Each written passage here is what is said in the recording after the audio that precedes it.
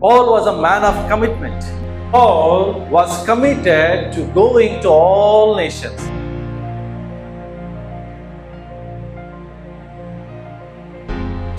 Paul was committed to showing the gospel to unreached people and baptizing them.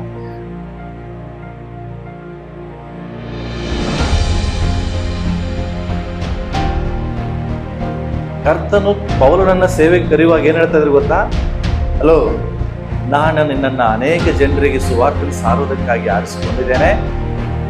ಅಷ್ಟೇ ಅಲ್ಲ, ನೀನು ನನ್ನ ನಿಮಿತ್ತ ಎಷ್ಟೋ ಕಷ್ಟ ಹಿಂಸೆಗಳನ್ನು ಅನುಭವಿಸಬೇಕು, ಅದಕ್ಕಾಗಿ ನಾನು ನಿನ್ನನ್ನು ಆರಿಸಿಕೊಂಡೆ.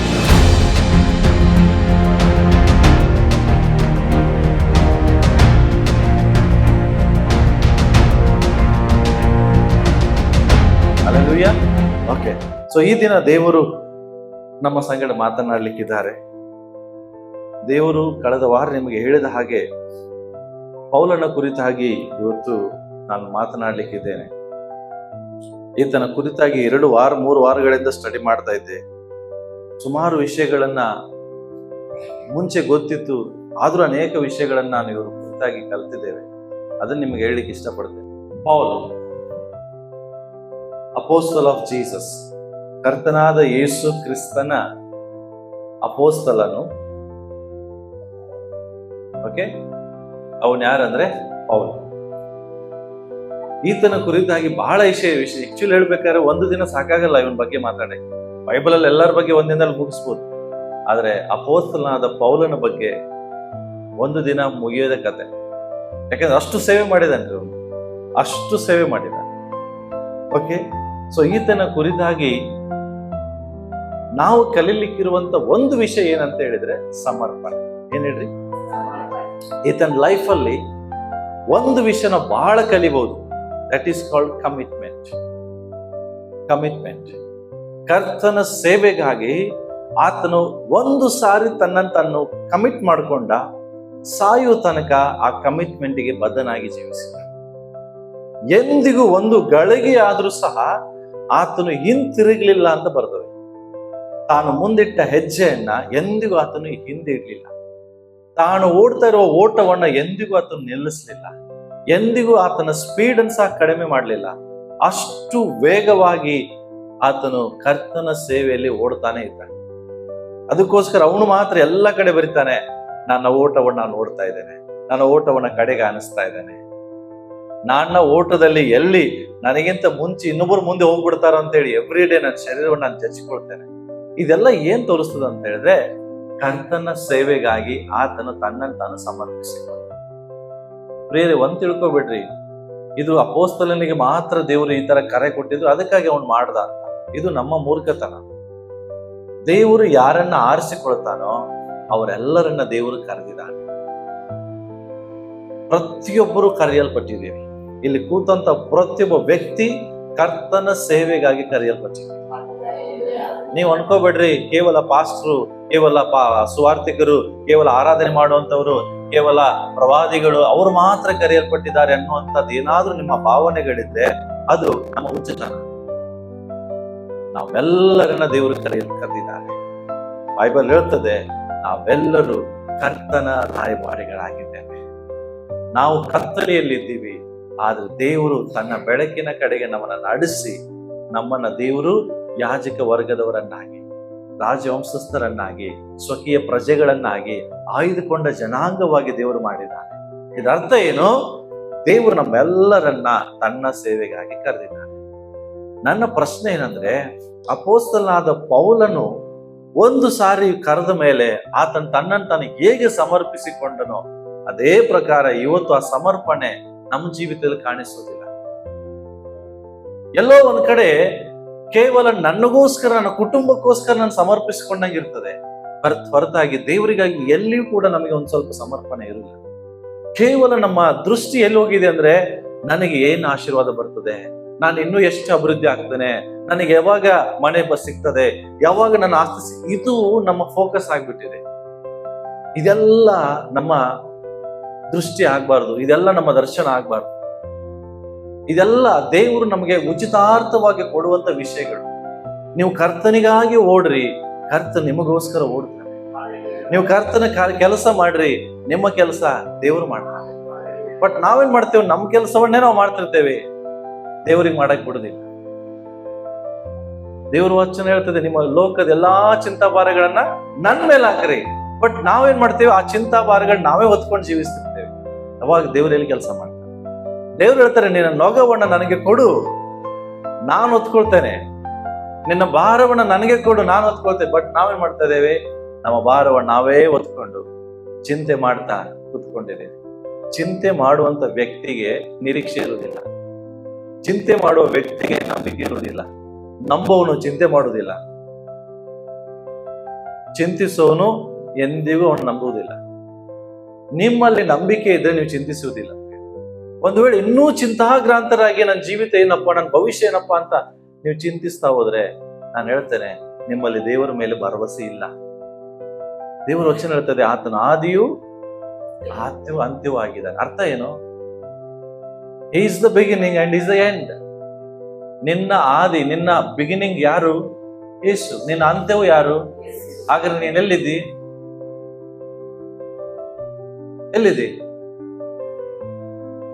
ಎರಡರ ಮಧ್ಯದಲ್ಲಿದ್ದೀಯಾ? ಆದಿಯಲ್ಲಿಯೂ ದೇವರಿದ್ದಾನೆ, ನಿನ್ನ ಅಂತ್ಯದಲ್ಲಿಯೂ ದೇವರಿದ್ದಾನೆ, ಮಧ್ಯದಲ್ಲಿ ನೀನಿದೀಯ. ಅದರ ಅರ್ಥ ಏನು? ನಿನ್ನ ಅಂತ್ಯವನ್ನ ನೋಡಿಕೊಳ್ಳೋನು ದೇವರು, ನಿನ್ನ ಅಂತ್ಯವನ್ನ ಮಾಡೋರು ದೇವರು. ದೇವರು ನಿನ್ನ ಎಂಡ್ ಆಗಿ ನಿಂತಿದ್ದಾರೆ, ಅದನ್ನ ಒಳ್ಳೆದನ್ನ ಮಾಡಿ ಮುಗಿಸುವುದಕ್ಕಾಗಿ. ನಿನ್ನ ಫ್ಯೂಚರ್ ದೇವರಾಗಿದ್ದಾರೆ. ಇಷ್ಟೆಲ್ಲ ದೇವರ ವಾಚನ ಹೇಳಿದ್ರು ಸಹ ಮತ್ತು ನಾವು ಫ್ಯೂಚರ್ ಬಗ್ಗೆ, ಬರೇ ಭವಿಷ್ಯದ ಬಗ್ಗೆ ಚಿಂತೆ ಮಾಡ್ತೇವೆ. ಅಯ್ಯೋ ಮುಂದೆ ಹೆಂಗೆ, ನನ್ನ ಮಕ್ಕಳ ಜೀವಿತ ಹೆಂಗೆ, ಅದೇ ಹೆಂಗೆ, ಇದು ಹೆಂಗೆ. ಹಲೋ, ನಿನ್ನ ಭವಿಷ್ಯ ದೇವರ ಕೈಯಲ್ಲಿದೆ. ದೇವರು ನಿನ್ನನ್ನ ತನ್ನ ಅಂಗೈಯಲ್ಲಿ ಚಿತ್ರಿಸಿಕೊಂಡಿದ್ದಾನೆ.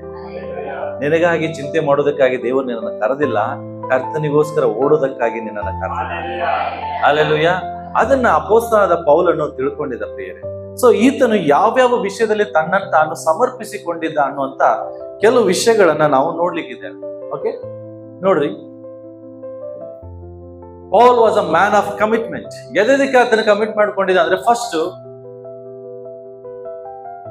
Paul was committed to going to all nations. ಎಲ್ಲಾ ದೇಶಗಳಿಗೆ ಹೋಗುವುದಕ್ಕಾಗಿ ತನ್ನನ್ನು ತಾನು ಸಮರ್ಪಿಸಿಕೊಂಡಿದ್ದ. ನಿಮ್ಗೆ ಗೊತ್ತಾ, ಆತನ ಜೀವಮಾನವೆಲ್ಲ 18,000 ಕಿಲೋಮೀಟರ್ ಜರ್ನಿ ಮಾಡಿ ಆತನ ಸೇವೆ ಮಾಡಿದ್ದಾನೆ.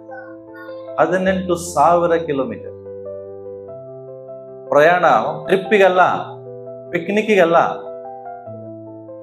ಇವತ್ತು 18,000ಕ್ಕಿಂತ ಹೆಚ್ಚು ಪ್ರಯಾಣ ಮಾಡ್ತೇವೆ ನಾವು. ಎದಕ್ಕಾಗಿ ಮಾಡ್ತೇವೆ? ಪಿಕ್ನಿಕ್ಕಿಗೋಸ್ಕರ. 18,000 ಕಿಲೋಮೀಟರ್ ನಡ್ಕೊಂಡು, ಹಡಗಿನಲ್ಲಿ ಪ್ರಯಾಣ ಮಾಡಿಕೊಂಡು ಅಷ್ಟೇ ಸೇವೆ ಮಾಡಿದಾನೆ ಹೊರತು ನಮ್ಮ ಹಾಗೆ bike, car, bus, aeroplane, train ಏನೂ ಇಲ್ಲ. ಆಗಿನ ಕಾಲದ 18,000 ಕಿಲೋಮೀಟರ್ ಈಗ ನೋಡಿದ್ರೆ ಒಂದು 18 ಲಕ್ಷ ಕಿಲೋಮೀಟರ್ ಸಾರಿ ಸಮಾನ. He was committed to travel. Okay, next, Paul was committed to sowing the gospel to unreached people and baptizing them. ಆತನ ತನ್ನನ್ನು ತಾನು ಎರಡನೇದಾಗಿ ಸಮರ್ಪಿಸಿಕೊಂಡಿದ್ದ ಅಂತ ಎದಕ್ಕಾಗಿ ಅಂದ್ರೆ, ಕರ್ತನ ಸುವಾರ್ತೆ ಎಂಬ ಬೀಜವನ್ನ ಬಿತ್ತುವುದಕ್ಕಾಗಿ. ಇನ್ನು ಯಾರಿಗೆ ಸುವಾರ್ತೆ ತಲುಪಿಲ್ಲವೋ ಅವರಿಗೆ ಸುವಾರ್ತೆನ ತಲುಪಿಸುವುದಕ್ಕಾಗಿ ತನ್ನನ್ನು ತಾನು ಸಮರ್ಪಿಸಿಕೊಂಡಿದ್ದ.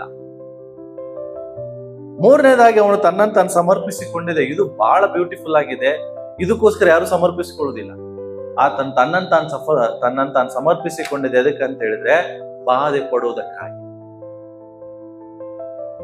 ಇವತ್ತು ಎಲ್ಲದಕ್ಕೂ ಸಮರ್ಪಿಸಿಕೊಳ್ಬಹುದು. ಕಷ್ಟ ಪಡುವುದಕ್ಕಾಗಿ ಯಾರು ಸಮರ್ಪಿಸಿಕೊಳ್ತಾರೆ? ಬಾಧೆಗೆ ಒಳಗಾಗುವ, ಸಫರಿಂಗ್ ಫಾರ್ ಕ್ರೈಸ್ಟ್, ಕ್ರಿಸ್ತನಿಗಾಗಿ ಹಿಂಸೆಗೆ ಒಳಗಾಗುವುದಕ್ಕಾಗಿಯೂ ಕೂಡ ತನ್ನನ್ನು ತಾನು ಸಮರ್ಪಿಸಿಕೊಂಡಿದ್ದು. ಯಾಕೆ ಅಂದ್ರೆ, ಅಪೊಸ್ತಲರ ಕೃತ್ಯ 9ನೇ ಅಧ್ಯಾಯದಲ್ಲಿ ಯೇಸು ಸ್ವಾಮಿ, ನಾನು ನಿನ್ನನ್ನು ಆರಿಸಿಕೊಂಡಿದ್ದೇನೆ. ಎದಕ್ಕೆ? ನೀನು ನನ್ನ ಮೂಲಕ ಎಷ್ಟೋ ಚಿತ್ರ ಹಿಂಸೆಗಳನ್ನು ಅನುಭವಿಸಬೇಕು, ಅದಕ್ಕೋಸ್ಕರ ಆರಿಸಿಕೊಂಡಿದ್ದೇನೆ.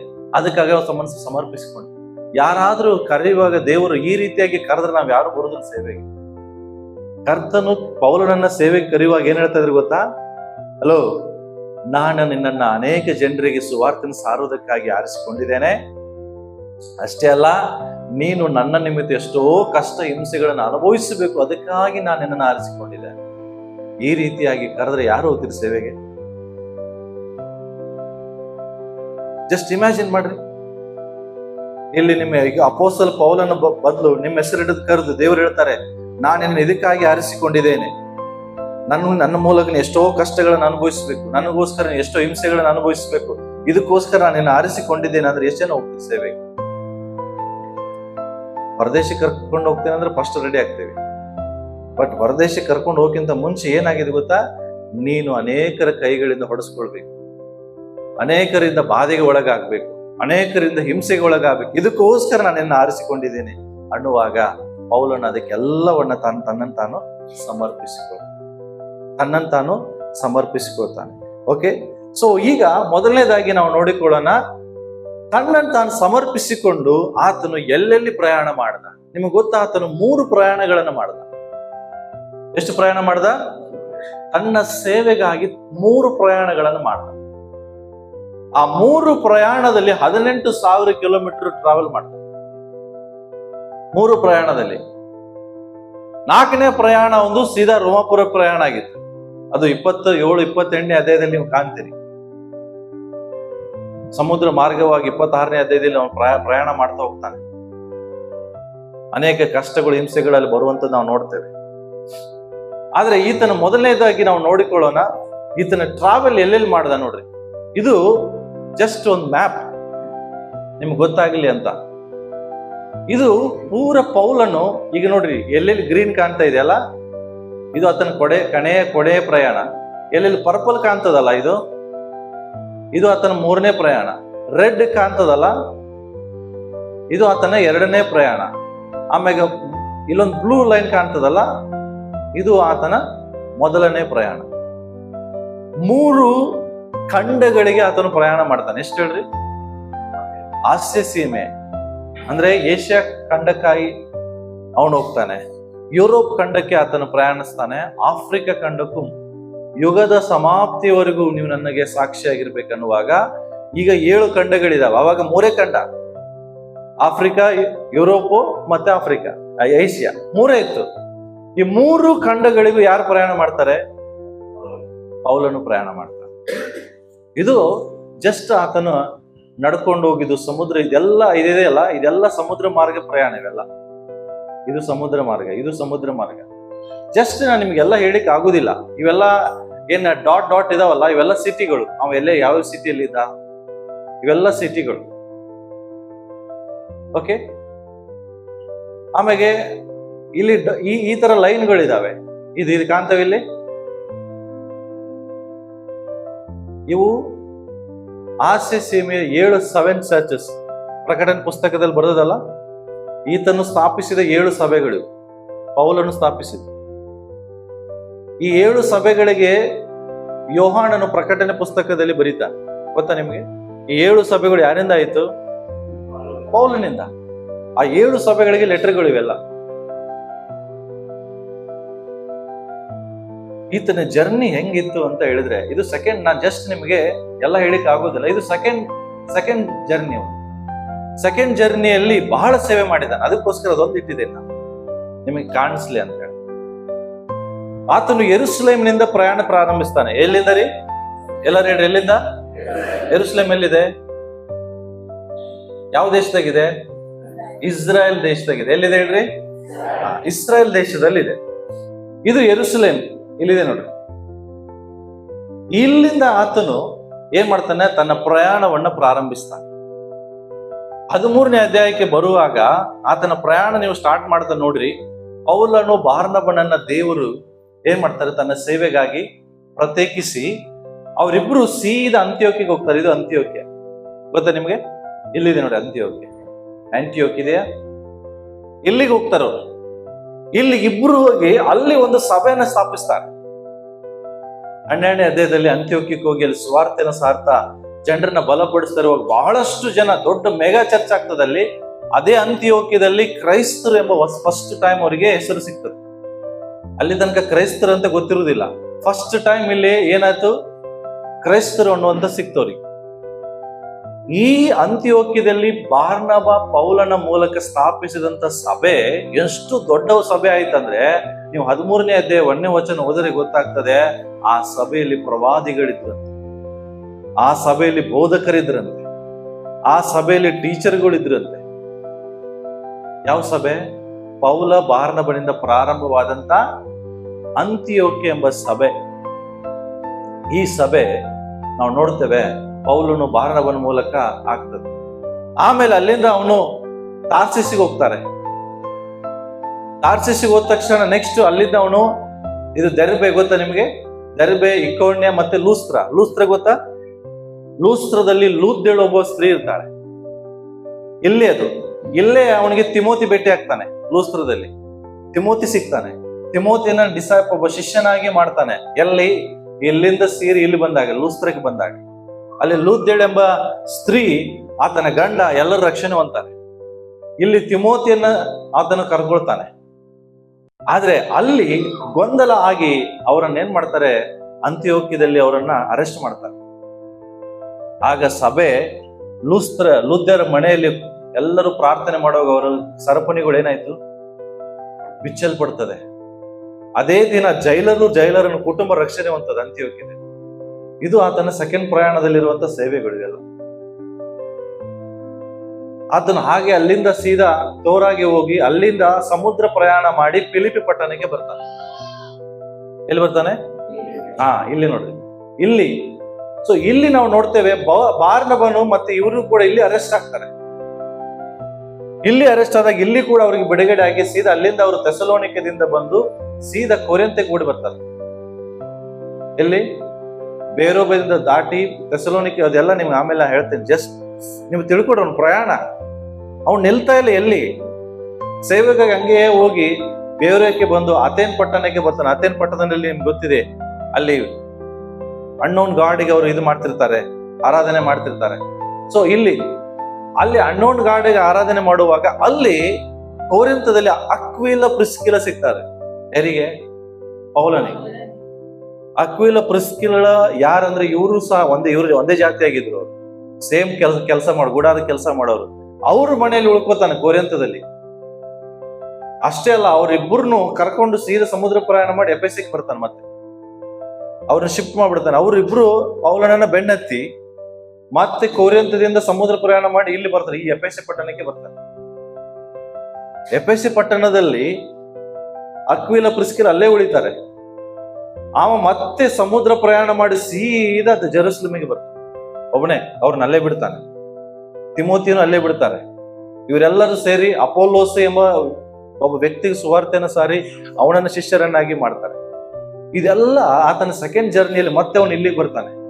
ಇಲ್ಲಿಗೆ ಬಂದು ಇಲ್ಲಿ ಮತ್ತೆ ಬೋಧನೆಗಳನ್ನ ಮಾಡಿ ಮತ್ತೆ ವಾಪಸ್ ಥರ್ಡ್ ಜರ್ನಿಗೆ ಬರುವಾಗ ಆತನ ಸೀದಾ ಇಟಲಿ ದೇಶ ಕಡೆ, ಫ್ರಾನ್ಸ್ ಕಡೆ ಅಲ್ಲಿ ಹೋಗ್ತಾನೆ ಮೂರನೇ ಪ್ರಯಾಣದಲ್ಲೆಲ್ಲ. ಇದನ್ನ ನಿಮ್ಗೆ ಯಾಕೆ ಹೇಳಿದೆ ಅಂದ್ರೆ, ಈ ವಾಸ್ ಕಮಿಟೆಡ್, ಸಮರ್ಪಿಸಿಕೊಂಡಿದ್ದೆ ಅದಕ್ಕಂತೆ ಪ್ರಯಾಣ ಮಾಡೋದಕ್ಕಾಗಿ. ಇದು ಸಾಮಾನ್ಯವಾದ ಪ್ರಯಾಣ ಅಲ್ಲ ಪ್ರಿಯರೇ, ಕರ್ತನಿಗಾಗಿ ಓಡೋದು.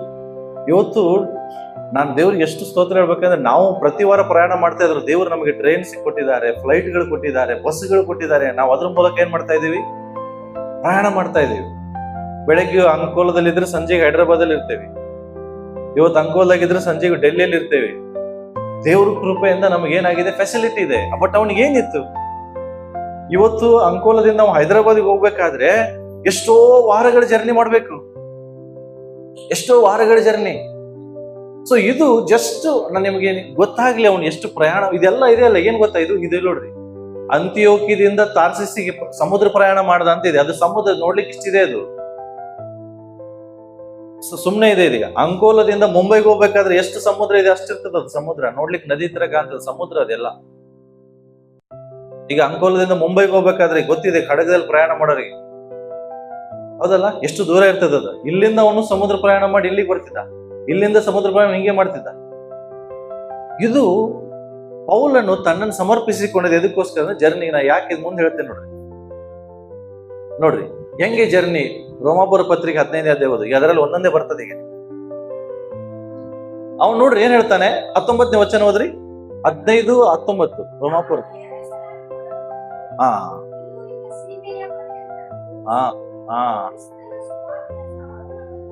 ಸಿ ಏನ್ ಹೇಳ್ತಾ ಇದ್ದಾನೆ ಅವನು?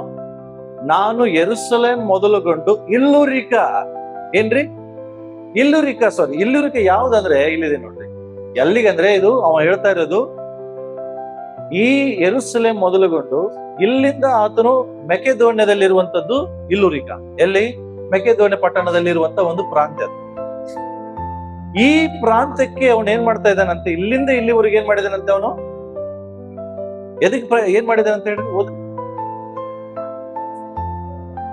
ಯೆರೂಸಲೇಮ್ ಮೊದಲುಗೊಂಡು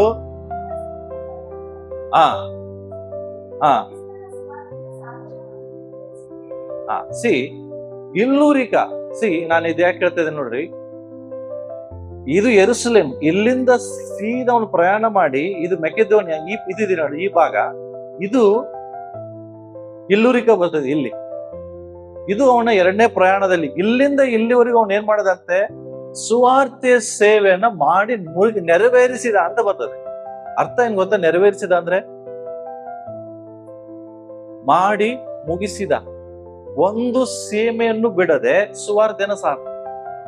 ಆಮೇಲೆ ಹೇಳ್ತೇನೆ ನಿಮಗೆ, ಇದು ಮೂರನೇ ಪ್ರಯಾಣದಲ್ಲಿ ಲಾಸ್ಟಿಗೆ ಒಂದು ಪ್ರಯಾಣ ಬಂದು ರೋಮಾಪುರಕ್ಕೆ, ಇಲ್ಲಿದೆ ನೋಡಿ, ಇಟಲಿ ದೇಶ, ಇಟಲಿ. ಇಲ್ಲಿ ರೋಮಾಪುರಕ್ಕೆ ಬಂದ್ಬಿಡ್ತಾನೆ ಲಾಸ್ಟಿಗೆ. ಅವನು ಲಾಸ್ಟಿಗೆ ಇಲ್ಲಿ ಬಂದು ಬಿಟ್ಟಾಗ ಇಲ್ಲಿ ಒಂದು ಬಾಡಿಗೆ ಮನೆ ಮಾಡ್ಕೊಂಡು 2 ವರ್ಷ ಇರ್ತಾನೆ. ಇಲ್ಲಿ ಬಾಡಿಗೆ ಮನೆಯಲ್ಲಿ ಇದ್ಕೊಂಡು ರೋಮಾಪುರದವರಿಗೆ ಪತ್ರಿಕೆ ಬರೀತಾನೆ. ಈ ರೋಮಾಪುರದಲ್ಲಿ ಅದೆಲ್ಲಿ ಕಾಣ್ತೀರಿ? ಅಪೊಸ್ತಲರ ಕೃತ್ಯ ಕೊನೆ ಅಧ್ಯಾಯದಲ್ಲಿ ನಿಮಗೆ ಸಿಗ್ತದೆ. ಅವ ರೋಮಾಪುರಕ್ಕೆ ಹೋದ ಮೇಲೆ ಅಲ್ಲೊಂದು ಸಣ್ಣ ಬಾಡಿಗೆ ಮನೆ ತಗೊಂಡು ಅಲ್ಲೇ ಜೀವಿಸಿ ಅಲ್ಲಿ ಬರೋ ಜನರಿಗೆಲ್ಲ ಸುವಾರ್ತೆನ ಸಾರ್ತಾ ಬಲಪಡಿಸ್ತಾ ಆ ಜನರಿಗೆ ಪತ್ರಿಕೆಯನ್ನು ಬರೀತಾನೆ. ಆಲ್ಮೋಸ್ಟ್ ಅವ್ನ ಲೈಫ್ ಲಾಂಗ್ ಎಲ್ಲ ಇಲ್ಲೇ ಕಳೆದ ಅವನು.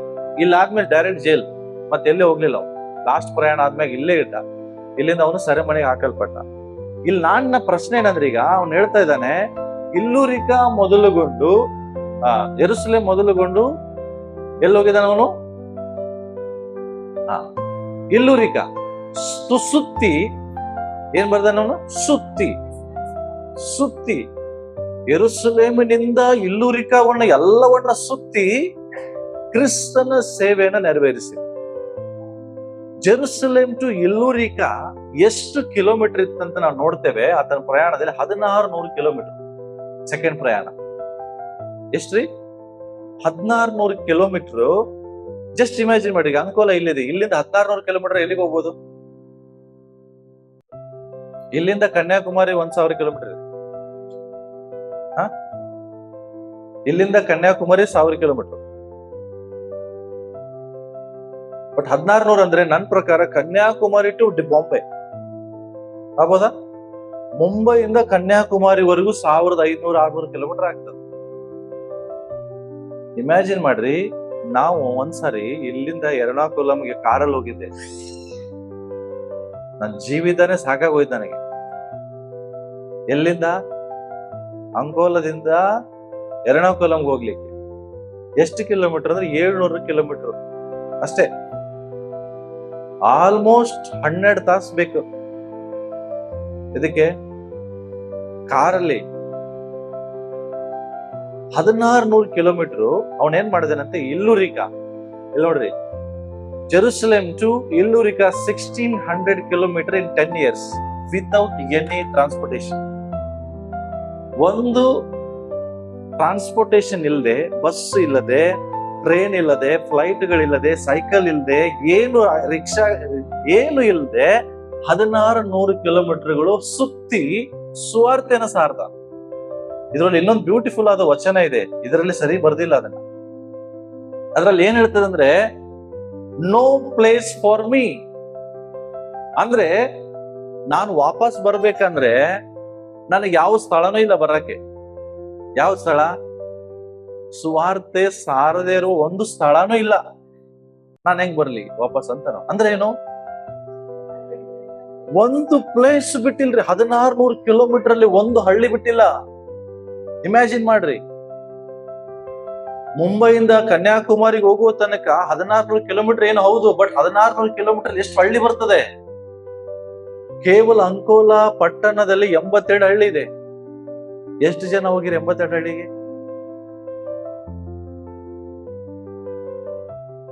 82 ಹಳ್ಳಿಗೆ ಹೋಗಕ್ ಆಗಲ್ಲ ನಮ್ಗೆ. ಆಗ್ಲೇ 10 ವರ್ಷ ಆಯ್ತು ಸೇವೆ ಮಾಡಾಗಿದೆ. ಹೌದಾ? ನಮ್ಮ ಹತ್ರ ಎಲ್ಲ ಇದೆ.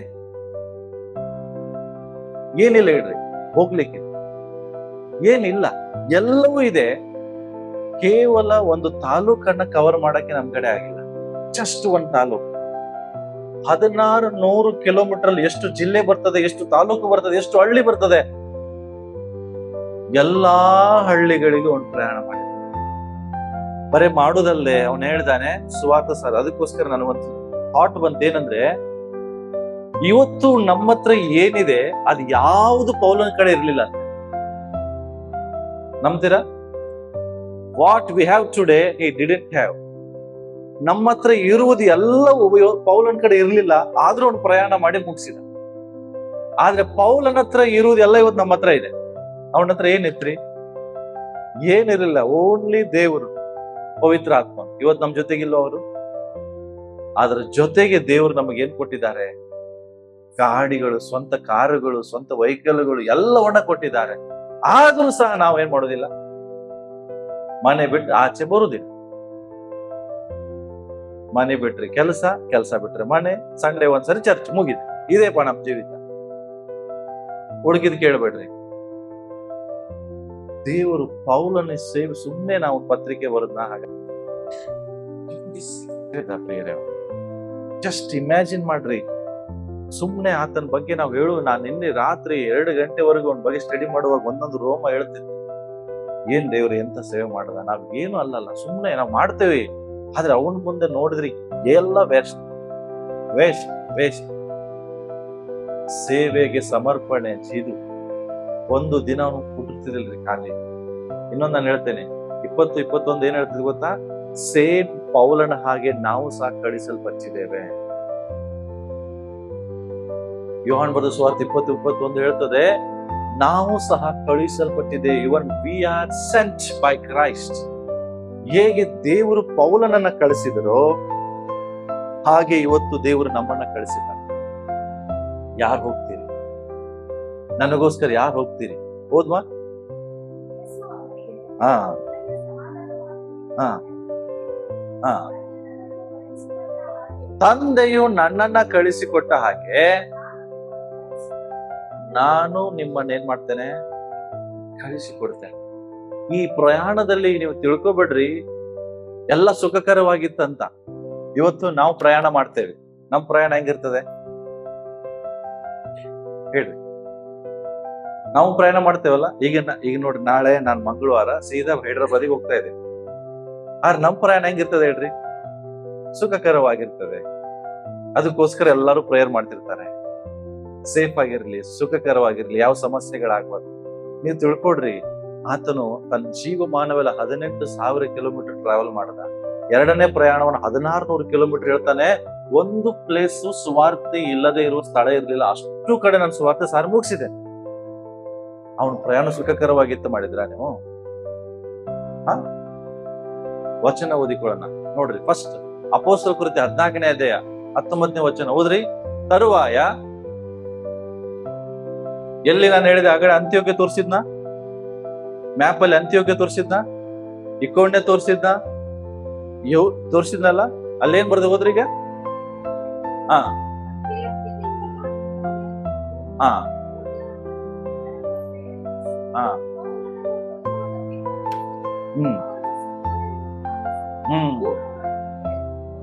ಏನ್ ಮಾಡಿದ್ರಂತೆ? ಎದುರೇ ಹೊಡೆದ್ರ ಕಲ್ಲಿಲೆ? ಎಷ್ಟು ಒಬ್ಬರು ಹೊಡೆದ್ರ? ಎಲ್ಲೆಲ್ಲಿ ಬಂದ್ರ ಕಲ್ಲು ಹೊಡಿಲಿಕ್ಕೆ? ಈ ಕೋಣ್ಯದಿಂದ ಬಂದಿದ್ದಾರೆ, ಅಂತ್ಯೋಕ್ಯದಿಂದಲೂ ಬಂದಿದ್ದಾರೆ ಜನ ಕಲ್ಲು ಹೊಡಿಲಿಕ್ಕೆ. ಹಾಗಾದ್ರೆ ಒಬ್ಬರು ಬರ್ತಾರ ಊರಿಂದ ಕಲ್ಲು ಹಾಕಿ? ಅವನು ಸತ್ತೇ ಹೋದ ಅಂತೆ. ಹಂಗೆ ಅಷ್ಟು ಕಲ್ಲು ಹೋಗಿದ್ರು ಅವನ್ನ. ಇಮ್ಯಾಜಿನ್ ಮಾಡ್ರಿ, ನಿಮಗ್ ಒಂದು ಕಲ್ಲು ಬಿದ್ರೆ ಏನಾಗ್ತದೆ? ರಕ್ತ ಬರ್ತದ ಇಲ್ರಿ? ಒಂದು ಕಲ್ಲು ಹೊಡೋದು ಬರ್ತದ? ಒಂದು ಕಲ್ಲು ಹೊಡೆದ್ರೆ ಅವನಿಗೆ ಎಷ್ಟು ಕಲ್ಲು ಬಿದ್ದಿರ್ಬೋದು? ಅಂದಾಜು ಹೇಳ್ರಿ, ಎಷ್ಟು ಬಿದ್ದಿರ್ಬೋದು? ಒಂದ್ 50 ಕಲ್ಲಾದ್ರೂ ಬಿದ್ದಿರ್ಬೋದಾ? ಜಾಸ್ತಿನೇ ಬಿದ್ದಿದೆಲ್ಲ. ಏನಾಗ್ಬೋದು ಮನುಷ್ಯನ್ ಕಲ್ಲು ಬಿದ್ರೆ? ತಲೆಗೆ ಏನಾಗ್ಬೋದು? ಕಣ್ಣಿಗೆ, ಕಾಲಿಗೆ ಒಂದು ಕಲ್ಲು ಹೊಡೆದ್ ನೋಡ್ರಿ ಏನಾಗಲ್ಲ? ಸೀದಾ ಹಾಸ್ಪಿಟಲ್ ಅಡ್ಮಿಟ್ ಆಗಲ್ವಾ? ಆಗ್ತಾರ ಇಲ್ಲ ಹೇಳ್ರಿ? ನಿಮಗೆ 2-3 ಕಲ್ಲು ಬಿದ್ರೆ ಅಡ್ಮಿಟ್ ಆಗ್ತಾರ ಇಲ್ಲೋ? ತಲೆ ಹೊಡಿತು, ಮುಖ ಹೊಡಿತು, ಸತ್ತವನ ಹಾಗೆ ಭಾವಿಸಿ ಬಿದ್ರು. ಆದ್ರೆ ಶಿಷ್ಯರು ಅವನ ಸುತ್ತಲೂ ನಿಂತ್ಕೊಂಡ್ರ ಬಂದು. ಅವರೆಲ್ಲ ಕಲ್ಲೋಗೋದು ಹೋದ್ರು ಸತ್ ಬಿಡ ಅಂತೇಳಿ. ಅವಾಗ ಯಾರು ಬಂದ್ರು? ಶಿಷ್ಯರೆಲ್ಲ ಬಂದ್ರು. ಶಿಷ್ಯರು ಬಂದಾಗ ಅವ ಏನ್ ಮಾಡದಂತೆ? ಎಲ್ಲೋದಂತೆ? ಮತ್ತೆ ಊರೊಳಗೆ ಹೋದ. ಅವನು ಎದಕ್ಕೆ? ಮತ್ತೆ ಊರೊಳಗೆ ಹೋಗಿ ಸುವಾರ್ತೆ ಸಾರಿ ಮಲಗಿ 3 ದಿನ ಅಂತ ಬರ್ತದ್ರಿ. 3 ತಿಂಗಳು, 1 ತಿಂಗಳು ರೆಸ್ಟ್ ತಗೊಂಡ, 1 ವಾರ ರೆಸ್ಟ್ ತಗೊಂಡ, 15 ದಿನ ರೆಸ್ಟ್ ತಗೊಂಡ ಅಂತ ಬರೀಲಿಲ್ಲ. ಇಮ್ಮಿಡಿಯೇಟ್ ನೆಕ್ಸ್ಟ್ ಡೇ ಮಾರ್ನಿಂಗ್ ಏನ್ ಹೇಳ್ತಾನೆ? ಹೊರಟು.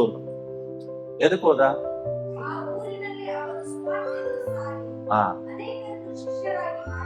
ನೆಕ್ಸ್ಟ್ ಡೇ ಅಷ್ಟು ಕಲ್ಲಸಿದ್ದಾರೆ, ಸಾಯುವಂಗ್ ಹೊಡೆದಿದ್ದಾರೆ. ನೀವು ನಂಬ್ತಿರಿಲ್ಲೋ? ಅದಕ್ಕೆ ಒಂದ್ಸರಿ ಮತ್ತೊಂದ್ಸರಿ ಮ್ಯಾಪ್ ತೋರಿಸ್ತೀನಿ. ಇಲ್ಲಿ ನೋಡಿ, ಎಲ್ಲಿಂದ ಹೋದವನು? ಎಲ್ಲಿದ್ದ? ಎಲ್ಲಿ ಹೋದಂತೆ? ಸಿ, ಇಲ್ಲಿ ಅವನಿಗೆ ಕಲ್ಲು ಬೀಳ್ತದೆ. ಸಾರಿ, ಈಗ ಅವನಿಗೆ ಇಕೋಣ್ಯದಲ್ಲಿದ್ದಾನೆ. ಅವ ಎಲ್ಲಿ ಹೋದ? ಮತ್ತೆ ಅಲ್ಲಿಂದ ಬಿಟ್ಟು ಇದು ದೆರಬೆ. ಎದ್ದ ತಕ್ಷಣ ಬೆಳಗ್ಗೆ ಇಲ್ಲಿಗೆ ಹೋಗ್ಲಿಕ್ಕೆ 75 kilometres, 75 kilometre journey.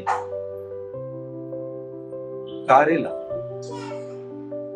Journey cycle ಇಲ್ಲ, ಇದು ಸಮುದ್ರನೂ ಅಲ್ಲ. ಯಾವ್ದು ಹೇಳ್ರಿ? ಇಕೋಣ್ಯದಿಂದ ದೆರಬೆಗೆ ಸೈಕಲ್ ಇದು ಸಮುದ್ರ ಇದ್ರೆ ಹಡಗಲ್ಲ ಹೋಗ. ಹಡಗು ಸಮುದ್ರ ಅಲ್ಲ, ಬೈ ರೋಡ್ 75 ಕಿಲೋಮೀಟರ್ ನಡ್ಕೊಂಡು ಹೋದ. ನಂಬ್ತೀರಾ? 75 kilometers he went to Derbe by walking. ನಡ್ಕೊಂಡೆ 45 miles ಇದೆ. 45 miles ಅನ್ನ ಕಿಲೋಮೀಟರ್ ಕನ್ವರ್ಟ್ ಮಾಡುವಾಗ ಅಷ್ಟೇ ಬರ್ತದೆ. 1.7 ಕಿಲೋಮೀಟರ್ 1 ಮೈಲ್. 45 miles ಇದೆ ಅದು. ಬೈ ವಾಕ್, ನಡ್ಕೊಂಡು ಬಾರ್ನ ಬಂದ್ ಜೊತೆಗೆ ಅಷ್ಟು ಹೊಡೆಸ್ಕೊಂಡಿದ್ದಾನೆ. ಹಿಂದಿನ ದಿವಸ ರಾತ್ರಿ ಬೈಬಲ್ ಹೇಳ್ತದೆ, ನೆಕ್ಸ್ಟ್ ಡೇ ಎದ್ದ ತಕ್ಷಣ ಸಮರ್ಪಣೆ ಅಂದ್ರೆ ಇದು. ಚರ್ಚಿಗೆ ಯಾಕೆ ಬರಲ್ರಿ? ಅಷ್ಟೇ, ತಲೆ ನೋವು. ಚರ್ಚಿಗೆ ಯಾಕೆ ಬರಲ್ರಿ? ಕಾಲ್ ನೋವು, ಸೊಂಟ ನೋವು, ಜ್ವರ ಬಂದಿತ್ತು. ಚರ್ಚಿಗೆ ಬರಕ್ಕೆ ಅವನು ಹೇಳ್ಬೋದಿತ್ತಾರ ದೇವರಿಗೆ, ಸ್ವಾಮಿ ಕಲ್ಲಿಸಿದಾರೆ, 1 ವಾರ ರೆಸ್ಟ್ ತಗೋತೀನಿ. ದೇವ್ರು ಬೇಡ ಅಂತಿದ್ರ? ಸ್ವಾಮಿ ಬೇಡ ಅಂತಿದ್ರೆ ಹೇಳ್ರಿ. ಇವತ್ತು ನಮಗೆ ಏನಾದ್ರು ಸ್ವಲ್ಪ ಆದ್ರೆ ಇಮಿಡಿಯೇಟ್ ಆಗಿ ಹಾಸ್ಪಿಟಲ್ ಅಡ್ಮಿಟ್ ಆಗ್ತೀವಿ, ಹಾಸ್ಪಿಟಲ್ ಟ್ರೀಟ್ಮೆಂಟ್ ಹೋಗ್ತೀವಿ, ರೆಸ್ಟ್ ಮಾಡಿಸ್ತೀವಿ.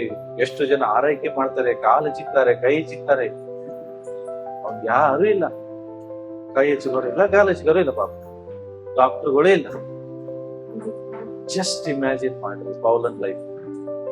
ಇಷ್ಟು ಹೊಡೆಸ್ಕೊಂಡು ಮರುದಿನ ಎದ್ದ ತಕ್ಷಣ ಅಲ್ಲಿ ಪ್ರಯಾಣ ಮಾಡಿ ಮತ್ತೆ ಹೋಗಿ ಸುವಾರ್ತೆ ಸಾರಿ ಶಿಷ್ಯರನ್ನ ಬಲಪಡಿಸಿದ ಅಂದ್ರೆ ಇಷ್ಟು ಕಮಿಟ್ಮೆಂಟ್ ಆಗಿದೆ, ಇಷ್ಟು ಸೇವೆ ಹಿಂಸೆಗಳು. ಅಪೊಸ್ತಲ ಪೌಲ ಸಾಮಾನ್ಯ ವ್ಯಕ್ತಿ ಅಲ್ಲ. ಅವನು ಮಾಡಿದ ಸೇವೆ ಯಾವ ಶಿಷ್ಯನೂ ಮಾಡಕ್ಕಾಗಲ್ಲ, ಯಾರು ಮಾಡ್ಲಿಲ್ಲ. ನನಗೆ ಅವನು ಮಾಡುವ ಸೇವೆ ಎಲ್ಲ ನಡೆಸ್ಕೊಂಡಾಗ ನಿಜವಾಗಿ ಹೇಳ್ತೇನೆ, ನಾನ್ ಏನು ಅವನ ಪಾದದ ಧೂಳುಗ ಸಮಾನ ಅಷ್ಟು ಸೇವೆ ಮಾಡಿ. ಇವತ್ತು ನಮ್ ಜನರು ಚರ್ಚಿಗೆ ಬರಕ್ಕಾಗಲ್ಲ, ನೀವು ಸೇವೆ ಮಾಡೋದೊಂದು. ಓಕೆ, ಸೊ ನೆಕ್ಸ್ಟ್ ನಾವು ನೋಡ್ತೇವೆ ಇಲ್ಲಿ. ಆದ್ರೆ ಶಿಷ್ಯರು ಸುತ್ತುಕೊಂಡಾಗ ಅವನ್ ಏನ್ ಮಾಡ್ದಂತೆ? ಎದ್ದು ಎಲ್ಲಿಗೆ ಹೋದಂತೆ? ದೆರ್ಬೆಗೆ ಹೋದ. 2ನೇ ಕೊರಿಂಥ ಪುಸ್ತಕದಲ್ಲಿ 11ನೇ ಅಧ್ಯಾಯ. ಅವನ ಸೇವೆಯಲ್ಲಿ ಆದ ಹಿಂಸೆಗಳ ಬಗ್ಗೆ ಓದ್ತಾ ಇದ್ದ. 11:23 ಹೋದ್ರಿ.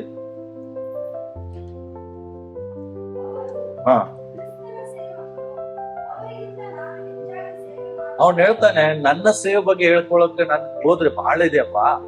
ಏನು ನನ್ ಮಾಡಿದೆ ನೋಡ್ರಿ. 23.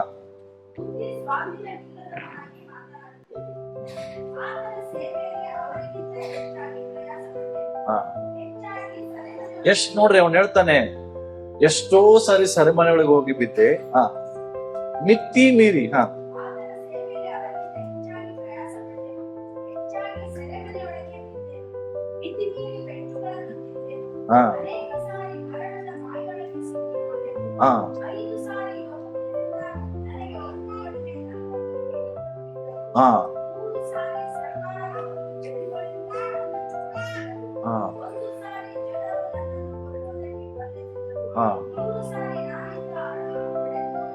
ಹಾ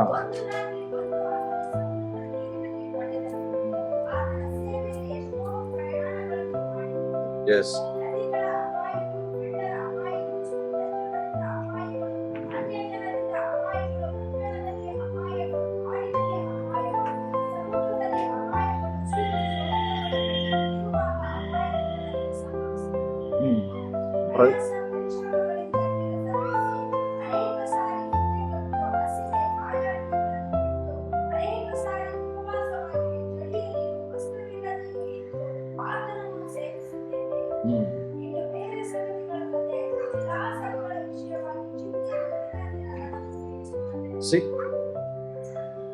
ಇದು ಅವನ ಸೇವೆಯಲ್ಲಿ ಅವನು ಪಟ್ಟ ಪ್ರಯಾಸ.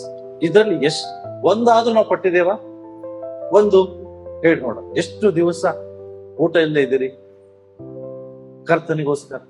ಎಷ್ಟು ದಿವಸ ಇದರಲ್ಲಿ ಒಂದು ಕಷ್ಟವನ್ನು ನಾವು ಅನುಭವಿಸಿದ್ವಿ. ಆದ್ರೆ ಇವತ್ತು ನಮಗೆ ಸಭೆಗೆ ಬರಕ್ ಮನಸ್ಸಿಲ್ಲ. ಕರ್ತನ ಸೇವೆ ಮಾಡೋದು ತುಂಬಾ ದೂರ ಹೋಯ್ತು. ಕರ್ತನಿಗೋಸ್ಕರ ಓಡ್ಲಿಕ್ಕೆ ಮನಸ್ಸಿಲ್ಲ. ಪ್ರಿಯರೇ, ನಾನು ಹೇಳ್ತೇನೆ, ಇರೋದು ಒಂದೇ ಲೈಫ್, ಒಂದೇ ಜೀವಿತ. ನೀವು ಮತ್ತೆ ಬಯಸಿದ್ರು ಸಿಗುವುದಿಲ್ಲ. ದೇವರೇ ನನಗೆ ಇನ್ನೊಂದು ಅವಕಾಶ ಕೊಡು ಅಂತ ನೀವು ಸತ್ತ ಮೇಲೆ ಸಿಗುವುದಿಲ್ಲ. ಈಗಲೇ ಅವಕಾಶ. ಕರ್ತನಿಗೋಸ್ಕರ ಏನಾದ್ರೂ ಮಾಡೋದಕ್ಕೆ, ಕರ್ತನಿಗೋಸ್ಕರ ಏನಾದ್ರೂ ಕೆಲಸಗಳನ್ನ ಮಾಡೋದಕ್ಕೆ. ಅವನು ಹೇಳ್ತಾನೆ, ಎಷ್ಟು ಸಾರಿ ಅವನು ಹೇಳ್ತಾನೆ, ಒಂದು ಕಡಿಮೆ 40 ಸಾರಿ ಅಂತ. ಈ 40 ಏಟುಗಳನ್ನ 5 ಸಾರಿ ಹೊಡೆದಿದ್ದಾರೆ. ಸರ್ಕಾರದವ್ರು ಹೊಡೆದಿದ್ದಾರೆ, ಸೆರೆಮನೆಗಳಲ್ಲಿ ಹಾಕಿದ್ದಾರೆ, ಅಪಾಯಗಳು, ಕಲ್ಲಸಿದ್ರು, ಸಾಯಿಸ್ಲಿಕ್ಕೆ ಪ್ರಯತ್ನ ಪಟ್ರು, ಏನೆಲ್ಲ ಮಾಡಿದ್ರು ಸಹ ಅವನು ಮಾತ್ರ ಸೇವೆಯಲ್ಲಿ ನಿಲ್ಲಲಿಲ್ಲ. ಓಡ್ತಾನೆ ಇದ್ದ, ಸೇವೆ ಮಾಡ್ತಾನೆ ಇದ್ದ, ಹಾಗೆ ಮುಂದೆ ಹೋಗ್ತಾನೆ ಇದ್ದ. ಓಕೆ, 2 ತಿಮೋತಿ 3ನೇ ಅಧ್ಯಾಯ 11ನೇ ವಚನ.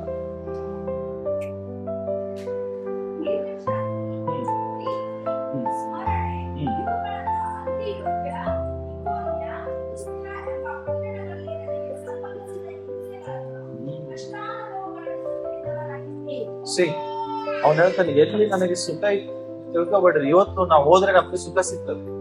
ನಾವೆಲ್ಲಾದ್ರೂ ಸೇವೆಗಾಗಿ ಪ್ರಯಾಣ ಮಾಡುವಾಗ ನಮ್ಗೆ ಸುಖ ಕೊಡ್ತಾರೆ. ಅಂದ್ರೆ ಒಳ್ಳೊಳ್ಳೆ ಊಟ ಸಿಗ್ತದೆ, ಒಳ್ಳೊಳ್ಳೆ ಹೋಟೆಲ್ ಸಿಗ್ತದೆ, ಒಳ್ಳೊಳ್ಳೆ ಬೆಡ್ ಸಿಗ್ತದೆ ಮಲಗಲಿಕ್ಕೆ. ಯಾಕೆ ನೀವು ಕರ್ತನ ಸೇವೆ ಮಾಡ್ರಿ ಅಂತ ಹೇಳಿ. ಆದ್ರೆ ಅವನು ಹೇಳ್ತಾ ಇದ್ದಾನೆ, ಅವನ ಜೀವಿತವನ್ನ ಎಕ್ಸ್ಪ್ಲೇನ್ ಮಾಡ್ತಾ ಇದ್ದಾನೆ. ಇನ್ನೊಂದ್ಸರಿ ಓದ್ತಾ 3ನೇ ಹಾ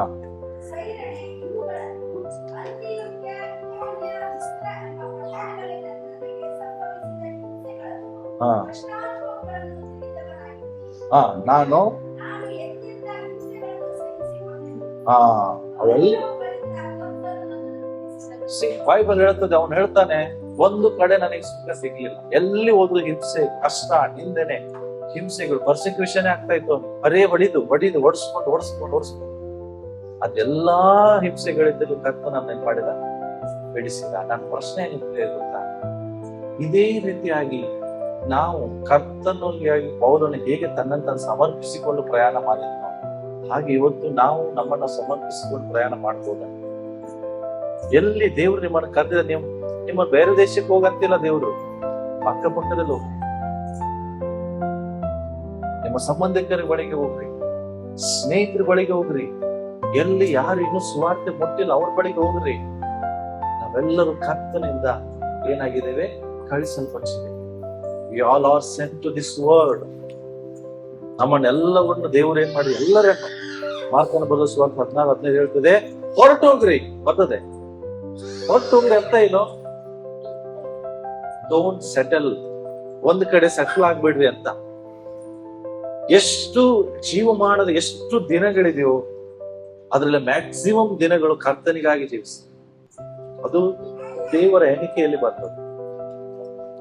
ನೀವು ಸೋಮವಾರದಿಂದ ಈಗ ಹೋದ ಸಂಡೆ ಬಂದು ಈ ಸಂಡೆ ಬಂದ್ರಿ, ಈ ಪೂರ್ತಿ ವಾರ ಯಾರಿಗಾಗಿ ಜೀವಿಸಿದ್ರಿ? ಎಲ್ಲ ದಿನ, ವಾರದಲ್ಲಿ ಒಂದು ದಿನ ಆದ್ರೂ ಕರ್ತನಿಗಾಗಿ ಜೀವಿಸಿ. ಆದ್ರೆ ಅವನ ಲೈಫೇ ಪೂರ ಒಂದು ದಿನ ರೆಸ್ಟ್ ತಗೊಳ್ಳದೆ ಅವನೇನ್ ಮಾಡ್ತಾ ಇದ್ದಾನೆ? ಹಾಗೆ ಪ್ರಯಾಣ ಮಾಡ್ತಾ. ಇದು ಆತನ ಸಮರ್ಪಣೆ. ಓಕೆ, ಇದು ಎದಕ್ಕಾಗಿ ಅವನ ಸಮರ್ಪಣೆ? ಕಷ್ಟವನ್ನು ಅನುಭವಿಸುವುದಕ್ಕಾಗಿ. ಫಸ್ಟ್ ಹೊರಟು ಹೋಗುವುದಕ್ಕಾಗಿ, ಎರಡನೇದು ಕಷ್ಟವನ್ನು ಅನುಭವಿಸುವುದಕ್ಕಾಗಿ. ಈಗ ನಾವು ನೋಡ್ತೇವೆ, ನೆಕ್ಸ್ಟ್ ಬೀಜವನ್ನ ಬಿತ್ತುವುದಕ್ಕಾಗಿ, ಸುವಾರ್ತೆಯನ್ನ ಸಾರುವುದಕ್ಕಾಗಿ ತನ್ನನ್ನು ತಾನು ಸಮರ್ಪಿಸಿಕೊಂಡಂತೆ. ಸೊ ನಾನು ಇದನ್ನ ಯಾಕೆ ಹೇಳ್ತಾ ಇದ್ದೇನೆ, ಆಗಲೇ ಒಂದು ವಚನ ಓದಿಸಿದ್ದಲ್ಲ, ಈಗ ಮತ್ತೊಂದು ಸರಿ ಕೊಲೊಸ್ಸೆ 1:24 ನೋಡ್ರಿ, ಅವನು ಹೇಳ್ತಾನೆ, ಇಲ್ಲ ಓದಿ ಬೋರ್ಡ್ ಮೇಲೆ, ಪೌಲನೆಂಬ ನಾನು ಏನಾಗಿದ್ದಾನಂತೆ, ಎದಕ್ಕೆ ಸೇವಕನಾಗಿದ್ದೇವೆ, ನಾವ್ ಯಾರಿಗಾಗಿ ಸೇವಕರಾಗಿದ್ದೇವೆ, ನಾವ್ ಯಾರಿಗೆ ಸೇವಕರಾಗಿದ್ದೇವೆ, ಎದಕ್ಕಾಗಿ ಸೇವಕರಾಗಿದ್ದೇವೆ ಅಲ್ಲ. ಅವನು ಹೇಳ್ತಾನೆ, ಈ ಸುವಾರ್ತೆಗೆ ನಾನು ಸೇವಕನಾಗಿದ್ದೇನೆ, ಸುವಾರ್ತೆಗೆ ಸೇವಕನಾಗಿದೆ. ಪಕ್ಕದಲ್ಲಿ ಕೈ ಹಿಡ್ದು ಹೇಳ್ರಿ, ನೀನು ಸಹ ಸುವಾರ್ತೆಗೆ ಸೇವಕನಾಗ. ಸೇವಕ ಅಂದ್ರೆ ಏನು? ಗುಲಾಮ. ಏನ್ರಿ ಸೇವಕ ಅಂದ್ರೆ ಏನು? ಗುಲಾಮ. ಸೊ ಅದು ಏನ್ ಹೇಳ್ತದೆ ಅದನ್ನೇ ಕೇಳೋದು ಗುಲಾಮರು. ದೇವರ ವಚನ ಹೇಳ್ತದೆ, ಲೋಕಕ್ಕೆ ದಾಸರಾಗ್ಬೇಡ್ರಿ, ಸೈತಾನನಿಗೆ ಗುಲಾಮರಾಗ್ಬೇಡ್ರಿ, ಹಣಕ್ಕೆ ಗುಲಾಮರಾಗ್ಬೇಡ್ರಿ, ಕುಟುಂಬಕ್ಕೆ ಗುಲಾಮರಾಗ್ಬೇಡ್ರಿ, ಕರ್ತನ ಸೇವೆಗೆ ಗುಲಾಮರ, ಸ್ವಾರ್ಥೆಗೆ ಗುಲಾಮ ಹಾಕಿ. ಸ್ವಾರ್ಥೇನೆ ಸಾರದಿದ್ರೆ ನನ್ನ ಗತಿ ಏನಾಗ್ತದೆ ಅಂತ ಹೇಳ್ತಾನೆ ಪೌಲ. ಗೊತ್ತ, ಸ್ವಾರ್ಥ ಸಾರಿದ್ರೆ ನನ್ನ ಗತಿ ಏನು? ಸಾರಲೇಬೇಕೆಂಬ ನಿರ್ಬಂಧ ನನಗುಚ್ಚು. ಅವ್ನು ಹೇಳುದು ಮಾತು ನೋಡ್ರಿ, ಅವನು ಸಾರಲೇಬೇಕೆಂಬ ನಿರ್ಬಂಧ ನನಗುಟ್ಟು, ಸಾರದಿದ್ರೆ ನನ್ನ ಗತಿ ನನ್ಗೇನ್ ಹೇಳಿ. ಒಂದು ದಿನ ಅವನ ಜೀವಿತದಲ್ಲಿ ಹಿಂಗಿರ್ಲಿಲ್ಲಂತೆ, ಸುವಾರ್ತೆ ಸಾರದೇ ಜೀವಿತದಲ್ಲಿ ಒಂದು ಸೇವೆಗಾಗಿ ಕರೆದಾಗ ದೇವರು ಅವನನ್ನು ಯಾವಾಗ ಪ್ರತ್ಯೇಕಿಸಿದ್ರು ಅಂದಿನಿಂದ ಸಾಯು ತನಕ ಒಂದು ದಿನ ಸುವಾರ್ತೆ ಸಾರದೆ ಇರ್ಲೇ ಇಲ್ಲ ಅಂತ. ಇವತ್ತು ನಮ್ಮ ದಿನಗಳು ಸುವಾರ್ತೆ ಸಾರದೇ ಇರೋ ದಿನಗಳೇ ಜಾಸ್ತಿ ಇದಾವೆ. ಸುವಾರ್ತೆ ಸಾರದೆ ದಿನಗಳು ಹುಡುಕಬೇಕು ಎಲ್ಲೆಲ್ಲೋ ಒಂದ್ಸರಿ, ಯಾವಾಗೇನೋ ಸಾರಿದ್ನೇನೋ. ಸುವಾರ್ತೆ ಸಾರ ಕೆಲಸ ಯಾರು? ಯಾರು ಸುವಾರ್ತೆ ಸಾರ ಕೆಲಸ?